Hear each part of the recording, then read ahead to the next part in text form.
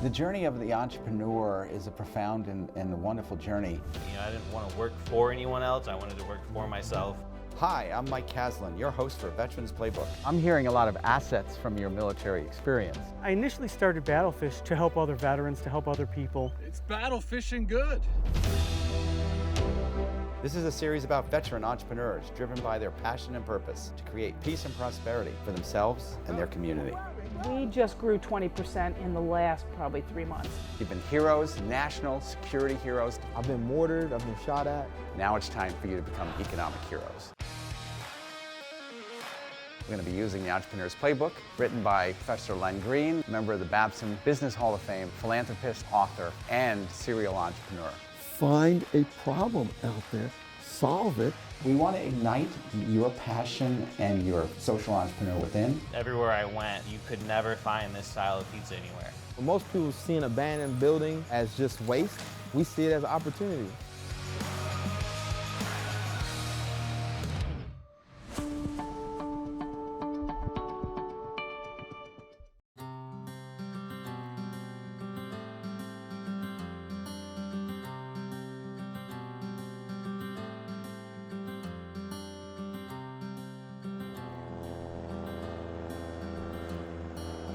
Could you share kind of that path that you were stepping through? Good student, great school, boom, and then that journey that led eventually into your military service. Absolutely. So I wanted to leave New England and go somewhere different for college, and Dad worked so hard to put all of us through the school of our choice. He said, where do you want to go? And the rest is up to us. And I settled on the University of Georgia. It was such a great place to be. I graduated with a degree in environmental sciences, and I ended up getting a wonderful job. As much as it was a great company and it was a great fit, it just wasn't the right thing for me at the time. The fulfillment wasn't there on a daily basis. Ultimately that's not what I wanted to do. Why? Because, well, shortly before I graduated, 9/11 happened. And that really kind of hit home for me. I was definitely very moved by that. And I felt right there and then just that I needed to serve. In 2005, it was time for me to go. And I knew it was almost like an epiphany. One morning, I woke up, and before my feet hit the ground, I knew I was going to be a Marine Corps officer. It was just like, I want to be a Marine officer, and I want to fly jets. Where does it start to weed out candidates? Oh gosh, well, the moment you get to officer candidate school, my platoon of 50 graduated a platoon of 20 for the females. So I then went to Pensacola, Florida, and reported to flight school, and that was in 2007. I served first with the Vikings of 225 and 2 deployments. So first went west to the Pacific, and we came home in March. And then that September, we left for another deployment out to the Middle East, and we were stationed out of Bahrain. And they want you to spend some time in your primary MOS, and then they want you to alternate with other called B billets. So sometime out of the jet and do something a little bit different. So I was really considering all my options, and there was a message that came out advertising the position with the Blue Angels. And I was reading the description for Blue Angel number 8, the events coordinator and squadron naval flight officer, and I was thinking, this is actually pretty cool. So I came home in March and started the application process, and it was worth it. So I was basically the future operations officer, is what you can kind of think of it as. And what that means is I was planning about 90% of every single air show for the next season simultaneously while it's happening. Chuck, did you see your daughter fly in Blue Angels? I did. Did you think she did a good job? She did. She did. He was one of our biggest fans. Oh, nice. He was at more shows than anybody else. Unless you were on the team, after that, Chuck King takes the cake. Awesome. Wow. It was pretty awesome. So, throughout my career, I went from Quantico to Pensacola to Miramar back to Pensacola. So, not many complaints. Right. Not many complaints at all.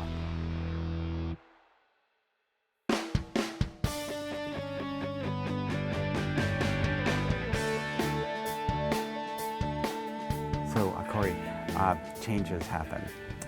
So you're in service. How did you listen to your instinct for your transition? Because sometimes it's easy to get busy in that last year. Just keep doing or everything that you need to do. Yeah. Was there a voice, or how did you hear that that then led you to this new chapter of this transition? So I knew that transitioning to the reserves was on the horizon for me. And, you know, I was keeping my options open. You know, my sister and I spent a lot of time together. We started having more discussions, and we had no idea that the Plum Porch was not going to be open at the time. It was during a weird transition for this building and this business where there was nobody here. This building was vacant, and this was the gift shop, like the community gift shop, the village gift shop. So we knew we always wanted to work together.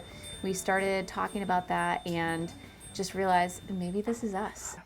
Talk about that, like brutal reality of okay, like empty shelves, It was really difficult. It seemed like there was one challenge after another because the year before COVID, as a matter of fact, even though this street out here is a main thoroughfare, it was closed until Thanksgiving. For construction? For construction. Oh my God. And so it really made things difficult. Yes. That was in 2019. Right. So, and then we opened up for the holidays, and then COVID came in. And it's just like, wow. Okay, we can't really catch a break just like right we now. planned it. It's Oh my gosh. Totally in your flight plan, right? Yeah. Oh boy. How So- did you learn?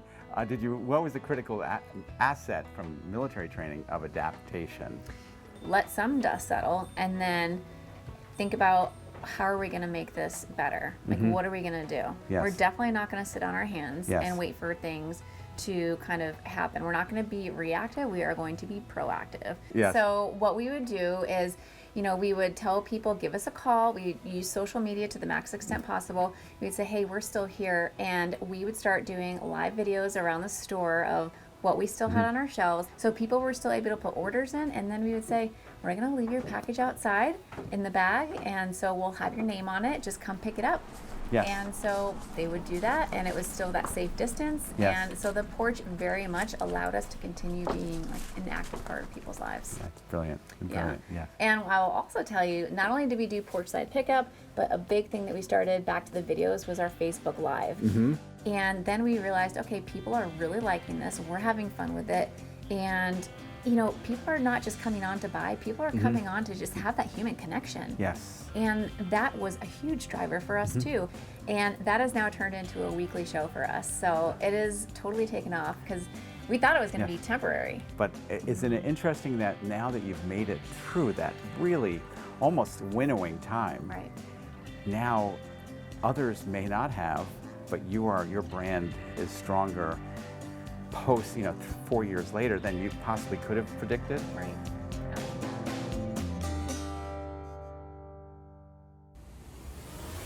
Active duty military, are you locked and loaded on your civilian life career plans?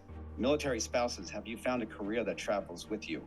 Veterans, are you on a path of passion and purpose? The secret to your career success and happiness is all about fit. Learn how to customize your career to your powerfully unique talent, passion, purpose, and values. Control your own destiny by launching your own business. Order these books now on Amazon or visit veteransplaybook.com. Many entrepreneurs learn things the hard way. Increase your chances for business success. Len Green has over 40 years of experience advising thousands of winning entrepreneurs. He shares their inside secrets and proven strategies so you can learn it all before you launch your business. Based on his popular course at Babson College, the book reveals 18 down-to-earth principles and proven business tactics. Read the book and get online feedback from Len. Order today on Amazon or visit veteransplaybook.com.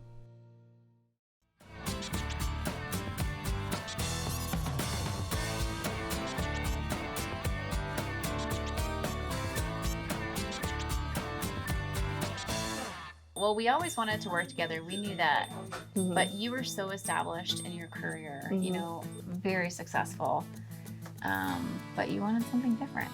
I did. I was Yeah. ready for a little bit of a change. Starting a family put a whole new perspective on work, and I wanted to be closer to home and make my own hours and do something with you. And it all worked out. And we got the phone call from Miss Dina. Yes. The original owner. The original owner. She made the plum, and you know, the Plum Porch has been here for so long, a staple in the community. Yeah. We just wanted to bring the Plum Porch back. We sure did. And I think that it took us maybe 3 years of working together to figure out, okay, this is what you're good at, this is what I'm good at. You know, we can both do everything, but where are we best suited to just kind of, you know, like divide and conquer? Yeah, so it's definitely a family-run business. Our mom helps us out a lot with, you know, stuff in the office, ordering cards. Cards is her thing. She orders all the cards and has fun with it. Our father helped a lot with the dump runs, painting some of the displays. Corrie's husband did a lot of the back end with the computer and the Shopify. My husband is a handyman, so he built our checkout counter here. Lovely. And continues to help us with little projects. Yes. Yeah, So, and that's a nice balance. it is. It's an amazing balance. Yeah, So, it is. thanks for coming by today. Oh my gosh, this is amazing. Yeah, this is pretty special that you're a part of this. You've been with us for how many years now? I feel like probably close to when I first started. This Yeah. was one of my first accounts. Many years. Yeah, many years ago. So we love having you be here, a part of the Plum Porch family, and seeing the new things that you're constantly creating and evolving and where you're going. And we don't just see you here, you're at festivals. So you are very much like connected all throughout this community in so many ways. And to have you here and as part of our shop is just awesome. Well, I love to be here. You guys are like, you're a beacon for small business. Like, you have local vendors. You're 10 minutes down the road from me. You're my neighbor. When you took my jewelry on, it wasn't just a financial sale. It's like, hey, I have potential here. So I want to give back to you guys to make sure when you need something, I want to be here right away for your customers. Yep. It's very much a two-way relationship. Right, absolutely. Yeah. And it's then, fun. It's a partnership. It's a right. And both women owned. And both women owned. Yay. Yay.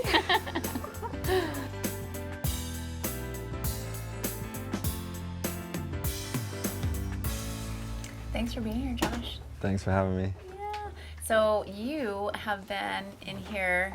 You have amazing shades. I love them. I wear them all the time. You have completely expanded into a lifestyle brand, which is awesome. As much as you've grown and expanded, you're still here with us, and we still get to work together and have the partnership, and it's just super special. So Yeah, and I really appreciate you. You were one of my first stores, so you always have a big spot in my beginning and everything. Yeah, so as you know, I started Slick Shades about 5 years ago. It'll be my 5th year anniversary coming up August 10th. Basically, I used to be an accountant, so I have my CPA license, and I had gone to a doctor for like a minor thing, and I was given a drug that ended up damaging my whole nervous system, and I had to move back on Cape. So then when I had to leave my job, I kind of wanted to try to create something out of like a negative experience to try to make it a positive step in my life. And not just yours, but for so many people. Yeah, and we support like mental health for kids on Cape Cod through Calmer Choice, and every pair of soul plants a tree. I put a message in every pair. So it's trying to give back and create like a meaningful product. You definitely achieved. That's for sure. Thank you. Yeah.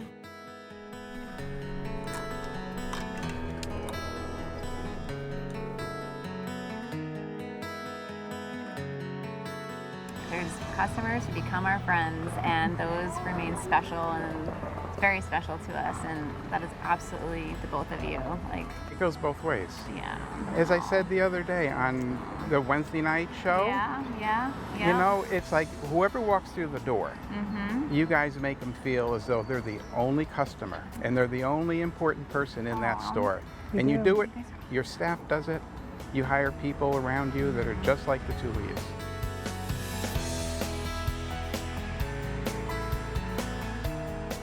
So good to see you today. It's always good to see you. So you're hosting Friends at 11:30 I today, am. right? I am. And we love it when you come here. Yay! Every time you walk through the door. I know, it does. Yeah. It's very welcoming, it's very warm, and you always have what I want, even if I'm not looking. We try. I And you know. look beautiful, by the way. You from know. Plum Porch You know. upstairs.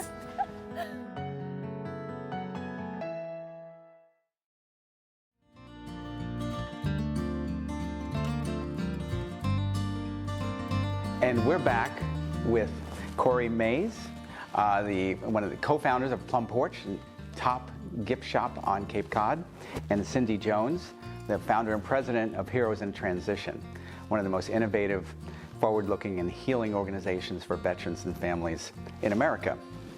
We're here now to talk about challenges and some ideas for moving forward. Is there any speed bump that you would caution to as part of the navigation loyal customer group? I think when a store becomes so large, it loses that personal touch, and the location that you have makes it personal. And I love to shop in little stores, and I don't do the big stores anymore. There's a lot of outside influences right now, I think, that's a new challenge for businesses with all the social media, and it's difficult, I think, to pick up on which ones you really want to follow and which ones are going to take. So that's tricky. You know, just figuring out how can we be bigger and how can we be better without losing the small town charm. That is absolutely something we're sensitive to, and we are aware of what edge that gives us, and we don't want to lose it. Fantastic. Okay, thank you so much. Thank you. Wonderful. Now that you've been a leader, and now you're a leader mom, you've got 2 wonderful children, you've got a preteen business, right? So that's like 3 children. True, very true. And your accountability is to your family, to your team, but also out there what we call 4P impact. Could you talk about those kind of the planet and place aspects in particular? Definitely. Yeah. So Marston's Mills is one of 7 villages in the town of Barnstable. Being able to make our place on the map here on this strip is pretty awesome. So it's awesome to be a part of just this little kind of village that could. Yes, Yeah. and its place matters. Yes. And you theoretically could have taken this idea and set up a shop in San Diego. Right. Or somewhere else. But for you, this place matters. Oh, and definitely. that's because of your roots, because of your family, because of your joy that's here. Definitely. And in kind of with all the beautiful products and all the shelves now full, the packaging, the environment, like how are you starting to think about that as a steward? That has been part of our practice since the very beginning. Everything that we get in from our shipments, to the max extent possible, we try to reuse it. So we're always looking for, whether it's paper, whether it's bubble, we reuse the boxes as much as we can, and whatever we can't reuse, we then recycle. So we never just let any of the materials go to waste, especially if it's something that could be valuable.